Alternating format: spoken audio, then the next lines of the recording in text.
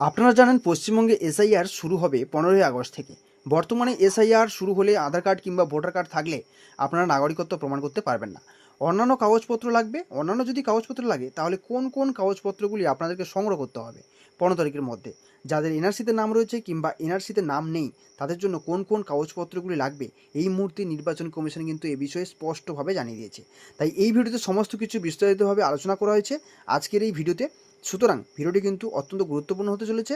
প্রথম থেকে শেষ পর্যন্ত দেখবেন। ভালো লাগলে লাইক করবেন, বন্ধুবান্ধব শেয়ার করবেন এবং পরবর্তী আপডেট পাওয়ার জন্য চ্যানেলটিকে সাবস্ক্রাইব করে রাখবেন। তাহলে চলুন শুরু করি। অনস্ক্রিন বলা হচ্ছে, দেখুন পশ্চিমবঙ্গে এসআই এর সময় প্রয়োজন পড়বে কোন কোন নথি জানুন। ডকুমেন্টস ফর এসআই, অর্থাৎ আপনারা জানেন 15ই আগস্ট থেকে কিন্তু পশ্চিমবঙ্গে এসআইআর শুরু হয়ে যাচ্ছে। তো এসআই শুরু হলে আপনাদের কোন কোন ডকুমেন্টসের প্রয়োজন পড়বে। তো দেখুন এখানে বলা হয়েছে বিহারের পর এবার বাংলার পালা।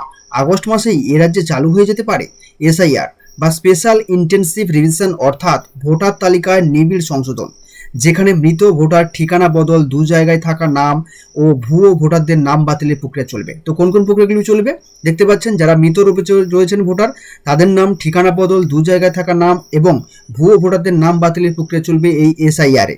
এর ফলে পুরোপুরি স্বচ্ছ ভোটার তালিকা তৈরি হবে এই পশ্চিমবঙ্গে।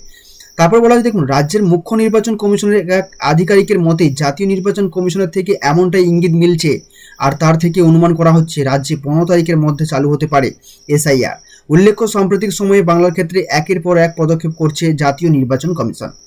বিশেষ করে কয়েকদিন আগেই রাজ্যের সচিবালয় নবান্নে পাঠানো জাতীয় নির্বাচন কমিশনের দুটি নির্দেশিকা, যেখানে রাজ্যের মুখ্য নির্বাচনী আধিকারিকদের দপ্তরকে একটি স্বতন্ত্র দপ্তর হিসেবে ঘোষণা করতে নির্দেশ দেওয়া হয়েছে। সেই সঙ্গে মুখ্য নির্বাচনী আধিকারিকদের দপ্তরের জন্য পৃথক বাজেট তৈরি করতে বলেছে কমিশন। তারপরে কি বলা হয়েছে দেখুন। আর দ্বিতীয়টি বলা হয়েছে স্পেশাল ইন্টেনসিভ রিভিশনের কাজের জন্য ব্লক লেভেলের অফিসার কিংবা বিএলওদের বিশেষ ভাতা দেওয়ার নির্দেশ। তো বুঝতেই পারছেন, স্পেশাল ইন্টেনসিভ রিভিশনের কাজের জন্য যে ব্লক বা বিএলও যে যাবে তাদের জন্য কিন্তু বিশেষ ভাতা দেওয়ার নির্দেশ রয়েছে। এই ধরনের একাধিক প্রস্তুতি নেওয়া হচ্ছে। আর এর থেকে স্পষ্ট যে বিহার মডেল অনুসরণ করে পশ্চিমবঙ্গেও শুরু হবে স্যার, যা শুধুমাত্র সময়ের অপেক্ষা। একদিকে যেমন যখন জাতীয় নির্বাচন কমিশন এবং রাজ্যের মুখ্য নির্বাচনী আধিকারিকদের দপ্তর এসআই এর কাজ চালু করার সব রকম প্রস্তুতি নিচ্ছে, তখন রাজ্যের শাসক দল এই প্রক্রিয়ার তীব্র বিরোধিতা শুরু করেছে। তৃণমূল কংগ্রেস যে এই নিয়ে কড়া অবস্থান গ্রহণ করেছে তা স্পষ্ট ভাষায় 21শে জুলাইয়ের মঞ্চ থেকে জানিয়ে দেন মাননীয় মুখ্যমন্ত্রী মমতা বন্দ্যোপাধ্যায়। এ রাজ্যে বিজেপি ছাড়া বাকি বিরোধী দলগুলি এসআইআর এর বিরোধিতায় সরব হয়েছে। প্রশ্ন উঠছে, রাজ্যের শাসক দলই যখন এই প্রক্রিয়ার বিরুদ্ধে, তখন কমিশনের পক্ষে কতটা সহজ হবে এই প্রক্রিয়া সুষ্ঠুভাবে এগিয়ে নিয়ে যাওয়া। তো মূলত অনুপ্রবেশকারী ভোটারদের স্থানান্তর, পরিযায়ী শ্রমিক, মৃত voter, duplicate epic card number সহ আরও একাধিক ভুলভ্রান্তি থেকে যায় ভোটার তালিকায়।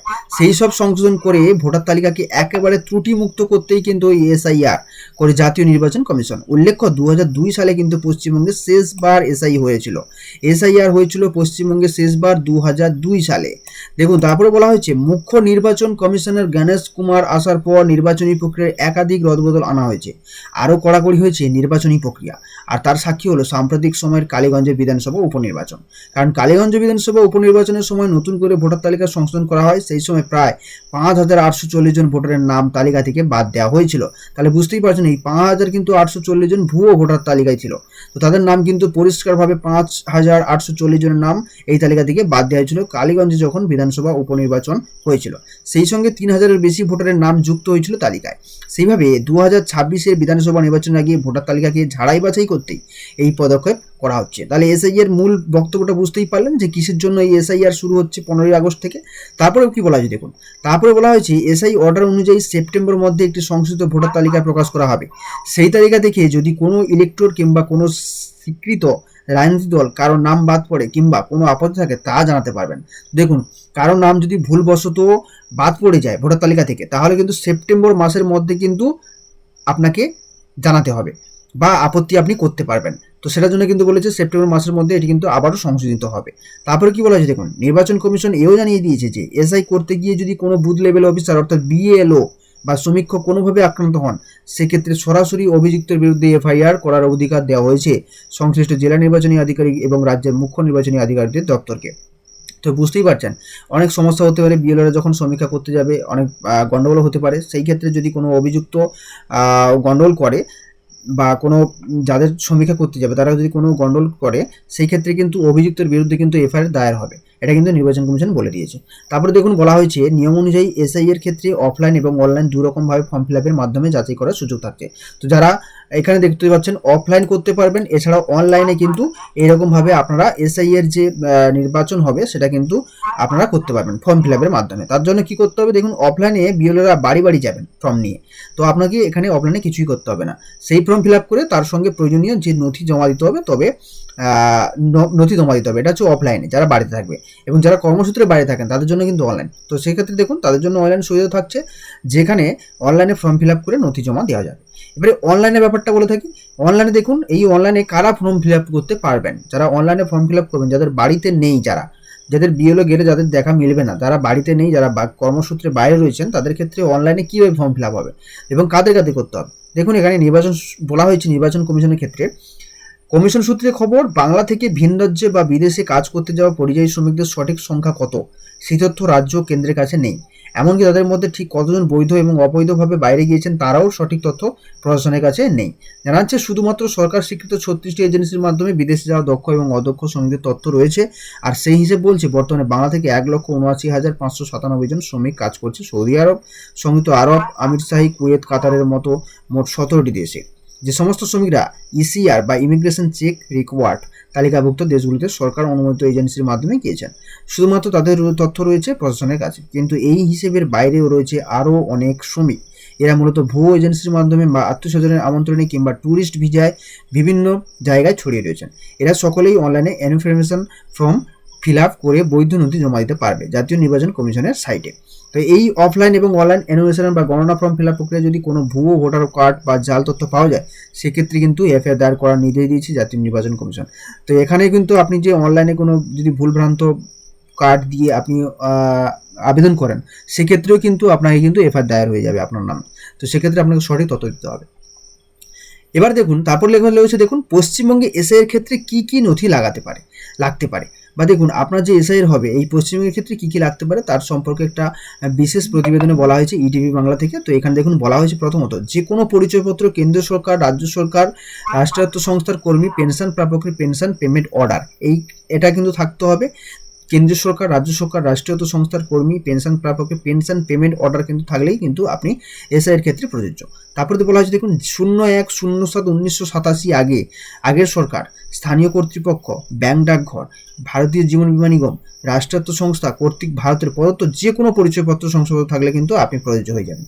তারপর বলা হয়েছে দেখুন উপযুক্ত কর্তৃপক্ষ কর্তৃক প্রদত্ত জন্মের শংসাপত্র বা বার্থ সার্টিফিকেট, এটা যদি থাকে তাহলে কিন্তু আপনি প্রযোজ্য হবেন। পাসপোর্টের ক্ষেত্রে কি বলা হয়েছে, স্বীকৃত পর্ষদ, বিশ্ববিদ্যালয়ে প্রদত্ত ম্যাট্রিকুলেশন সার্টিফিকেট, শিক্ষাগত যোগ্যতার শংসাপত্র, এগুলো থাকলে কিন্তু হয়ে যাবে। রাজ্যের উপযুক্ত কর্তৃপক্ষ কর্তৃক প্রদত্ত স্থায়ী বাসস্থানের শংসাপত্র, যে বাসস্থানের শংসাপত্র থাকে সেটা থাকলেও কিন্তু আপনি প্রযোজ্য হবেন। এছাড়াও বনভূমি অধিকার শংসাপত্র থাকলেও কিন্তু আপনি হবেন।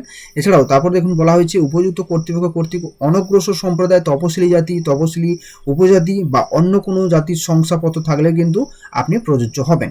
এবারে এনআরসি যাদের ক্ষেত্রে রয়েছে তাদের ক্ষেত্রে কি কি কাগজপত্র লাগবে, দেখুন সেই সমস্ত ক্ষেত্রে রাজ্য স্থানীয় কর্তৃপক্ষের দ্বারা তৈরি করা পরিবারপঞ্জি বা ফ্যামিলি রেজিস্টার কিন্তু আপনাকে দেখাতে হবে, এবং কোনো জমি বাড়ি বরাদ্দের সরকারি সংস্থাপত্র বা জমি বাড়ির দলিল থাকলে কিন্তু আপনি যদি এনআরসি থাকে তাহলে কিন্তু আপনি প্রযোজ্য হবেন নাগরিকত্ব প্রমাণের জন্য। তারপরে কি বলা হয়েছে দেখুন, প্রাথমিকভাবে এই নথিগুলো প্রয়োজন পড়তে পারে, এটা নির্বাচন কমিশন জানিয়েছে, বা বিজ্ঞপ্তি জারি করা হলেও সেখানে নথির সংখ্যা বাড়তে পারে। তো বুঝতেই পারছেন এই কয়েকটা কিন্তু বলেছে নির্বাচন কমিশনের পক্ষ থেকে, শুধু আধার কার্ড কিংবা ভোটার কার্ড থাকলে হবে না, এগুলো আপনাকে দেখাতে হবে। তো সেই ক্ষেত্রে এখানে নথির সংখ্যা আরও বাড়তে পারে বলে কিন্তু জানা যাচ্ছে। উপরে লেখা তালিকার নথিগুলির মধ্যে 1, 2 বা তার বেশি প্রয়োজন হতে পারে জন্মসালের উপর নির্ভর করে। তো আপনার জন্মসাল কত তার উপর নির্ভর করছে আপনার কি কি ডকুমেন্টস লাগবে। তারপরে কি বলা যায় দেখুন, এদিকে এসআই হওয়ার চিন্তায় এরকম ঘুম উঠছে বাংলার সীমান্তবর্তী মানুষজনের একাংশে। জেলাগুলোতে ফর্ম 6 বা ভোটার তালিকার নাম তোলার আবেদনপত্র জমা পড়ছে প্রায় 75,000। সাধারণভাবে এক সপ্তাহে যে সংখ্যাটি 25,000-এর মধ্যে থাকে, এবার এক সপ্তাহের মধ্যে সেটি 3 গুণ হয়েছে। মূলত কোচবিহার, জলপাইগুড়ি, আলিপুরদুয়ার, মালদা, মুর্শিদাবাদ, উত্তর দিনাজপুর, নদিয়া, উত্তর 24 পরগনা, দক্ষিণ 24 পরগনা জেলায় ভোটার তালিকায় নতুন করে নাম নথিভুক্ত করার আবেদনপত্র জমা পড়ছে। তো এই সময় কিন্তু আবেদনপত্র জমা পড়ছে যেখানে 25,000-এর মধ্যে থাকে এক সপ্তাহে, সেখানে কিন্তু 3 গুণ জমা পড়ছে, অর্থাৎ 75,000। অর্থাৎ যে অনলাইনে আপনারা দেখতে পারেন ফর্ম 6 থাকে, সেটার জন্য নতুন ভোটার জমা পড়ছে এই সমস্ত জেলাগুলিতে কিন্তু নতুন করে ভোটার আবেদনের জন্য জমা পড়ছে 75,000 এই মুহূর্তে। গত বৃহস্পতিবার জাতীয় শংসাপত্র কমিশন থেকে পাওয়া তথ্য অনুযায়ী বিহারে 99% ভোটদাতাদের এসআই প্রক্রিয়া অন্তর্ভুক্ত করা হয়েছে। সেখানে ভোটার তালিকা থেকে বাদ পড়েছে 21.6 লক্ষ মৃত, 31.5 লক্ষ অন্যত্র চলে গিয়েছেন, 7 লক্ষ যাদের একের বেশি বিধানসভা কেন্দ্রের নাম আছে এবং 1 লক্ষ ভোটার যাদের কোনো হদিস মেলেনি। এছাড়াও 7 লক্ষের কিছু বেশি ভোটারের কাছ থেকে এখনও ফর্ম জমা পড়েনি। তো বন্ধুরা, বর্তমানে আপনারা কিন্তু জানতে পারলেন যে শুধুমাত্র আধার কার্ড কিংবা ভোটার কার্ড দিয়ে কিন্তু নাগরিকত্ব প্রমাণ করতে পারবেন না। এই নাগরিকত্ব প্রমাণ করার জন্য আপনাকে অন্যান্য ডকুমেন্টস দিতে হবে, যেগুলো আপনাকে কিন্তু স্টেপ বাই স্টেপ দেখালাম। এছাড়াও অতিরিক্ত কিছু ডকুমেন্টস লাগতে পারে, তা কিন্তু পরবর্তীকালে জানাতে পারে নির্বাচন কমিশন। এখনও কিন্তু শীর্ষ আদালত এসআইআর নিয়ে যে শুনানি তা কিন্তু স্থগিত করে রেখেছে। এটা সাধারণত 12 তারিখের মধ্যে জানা যাবে, তাই স্পষ্টভাবে জানতে গেলে 12 তারিখ পর্যন্ত আপনাদেরকে বা আমাদেরকে অপেক্ষা করতে হবে। এই বিষয়ে যখন কোনো আপডেট আসবে আমরা অবশ্যই আপনাদের ভিডিওর মাধ্যমে জানিয়ে দেবো।